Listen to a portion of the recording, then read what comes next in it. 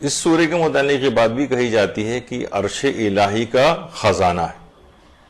یہ عرش الہی کا خزانہ قرار دیا گیا، اور پیغمبر اسلام پر ایک خصوصی عنایت الہی قرار دی گئی۔ یعنی اس کے متعلق کہا جاتا ہے کہ سورہ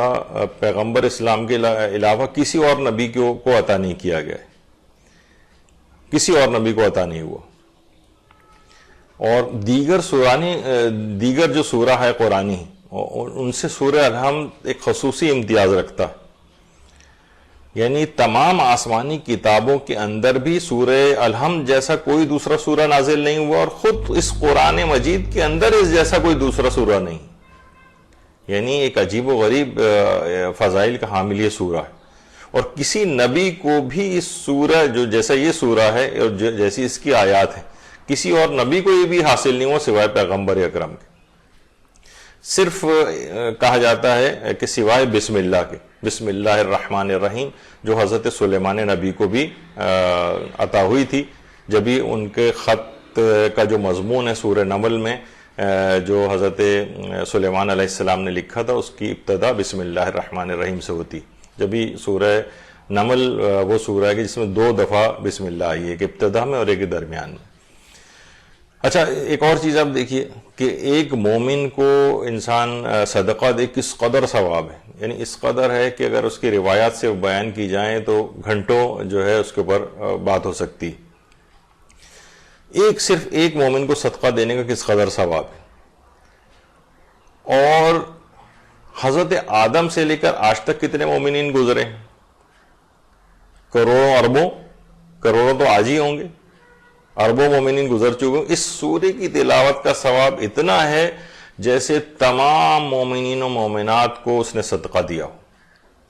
اللہ کی راہ میں تمام مومنین و مومنات کو صدقہ، یعنی ایک آدمی کو صدقہ دینے کا ثواب کی روایات آپ دیکھیے،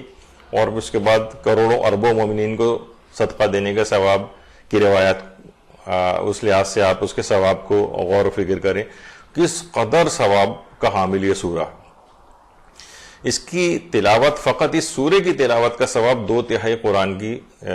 تلاوت کے برابر، 2/3، اور تمام آسمانی کتابوں کی تلاوت کے برابر ہے، جو اس سے پہلے آپ نے روایت سنی، اور اس لحاظ سے ایک بہت ہی منفرد سورہ ہے۔ اور اس سورے کی تلاوت سے آپ اپنے ازلی دشمن شیطان کو غمگین اور رلانے کا سبب بن سکتے۔ دیکھیے، ہماری تو پوری زندگی شیطان کو، اس ملعون کو خوش کرتے ہوئے گزر رہی، جو اعمال ہم انجام دیتے ہیں اس سے ملعون ہمیشہ خوشی ہوتا ہے۔ تو سورہ الحمد کی تلاوت، اس کی کثرت سے تلاوت اس سے بہت زیادہ غمگین کرتی، بہت غمگین کرتی، تو اس سے فائدہ اٹھانا چاہیے، اور اس کو ہمیشہ جو خوش ہم کر رہے ہوتے ہیں اپنے اعمال سے، اس کو سورہ الحمد کی تلاوت کے ذریعے غمگین اور رلانے کا سبب بھی ہونا چاہیے، تاکہ ہم سے مایوس ہو۔ اس سورے کی تلاوت سے، یہ سورہ تلاوت کرنا ایسے ہی، کیونکہ سورے کے اندر تمام آسمانی کتابوں کا نچوڑ ہے، اور اس کی تلاوت ذرا فہم سے کرنا، سمجھ بوجھ کے کرنا، اس کو پڑھنا وہی برکت دلاتا ہے جو گویا آپ نے، جو غیر محرف یعنی توریت، زبور اور انجیل اور قرآن مجید تو پہلے سے ہی ہر قسم کی تحریف سے پاک ہے، تو اس کو پڑھنے سے وہ تمام برکتیں حاصل ہوتی ہیں جو تمام آسمانی کتابوں کو گویا آپ نے جب تلاوت کیا ہو تو اس سے جو برکتیں حاصل ہوتی ہیں۔ اور بڑا عجیب و غریب اسلوب ہے اس سورے کا، اگر دیکھا جائے سورہ الحمد کا، یعنی خدا اپنے بندے کی طرف سے خود گفتگو فرما رہا ہے اور تعلیم دے رہا ہے۔ آپ اس کو اگر اس کا ترجمہ پڑھیں، جس کا آج ہمارے پاس وقت نہیں ہے، تو آپ اس کے اندر دیکھیں گے کہ یعنی اللہ اپنے بندوں کی طرف سے اس میں گفتگو فرما رہا ہے۔